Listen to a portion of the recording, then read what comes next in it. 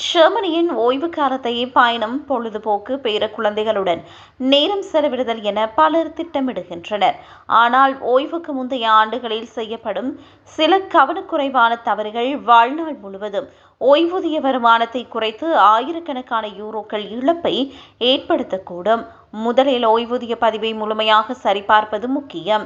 வேலை, கல்வி, குழந்தை வளர்ப்பு, பராமரிப்பு மற்றும் வேலையில்லாத காலங்கள் உள்ளிட்ட தகவல்கள் சில நேரங்களில் பதிவுகளில் விடப்பட்டிருக்கலாம். எனவே ஓய்வுக்கு முன்பே பதிவுகளை பெற்று ஒவ்வொரு காலகட்டத்தையும் சரிபார்த்து தேவையான ஆவணங்களுடன் விடுபட்ட தகவல்களை சேர்க்க வேண்டும். ஓய்வூதிய அறிக்கையில் குறிப்பிடப்படும் தொகையை அப்படியே கிடைக்கும் பணமாக கருதுவதும் தவறு. அதிலிருந்து சுகாதார காப்பீடு, நீண்டகால பராமரிப்பு காப்பீடு மற்றும் சில சந்தர்ப்பங்களில் வரியும் கழிக்கப்படலாம்.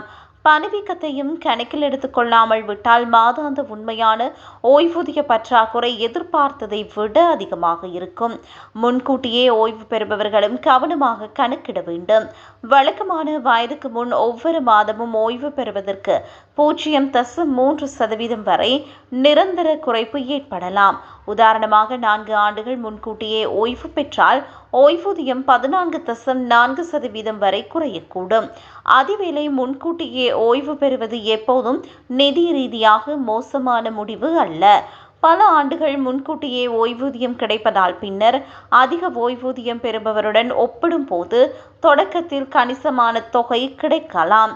சில கணக்கீடுகளின்படி இந்த நிலைகளின் மொத்த நிதி சமநிலை 80 முதல் 85 வயதுக்குள் மாறக்கூடும். ஓய்வூதியம் தானாக வழங்கப்படுவதில்லை என்பதும் முக்கியம்.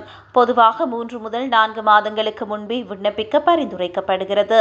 மேலும் ஓய்வூதியத்தின் பெரும்பகுதி வரிக்குட்படலாம் என்பதுடன் காப்பீடு மற்றும் பிற கழிவுகளுக்கு பிறகு கையில் கிடைக்கும் தொகை எதிர்பார்த்ததை விட குறைவாக இருக்கலாம்.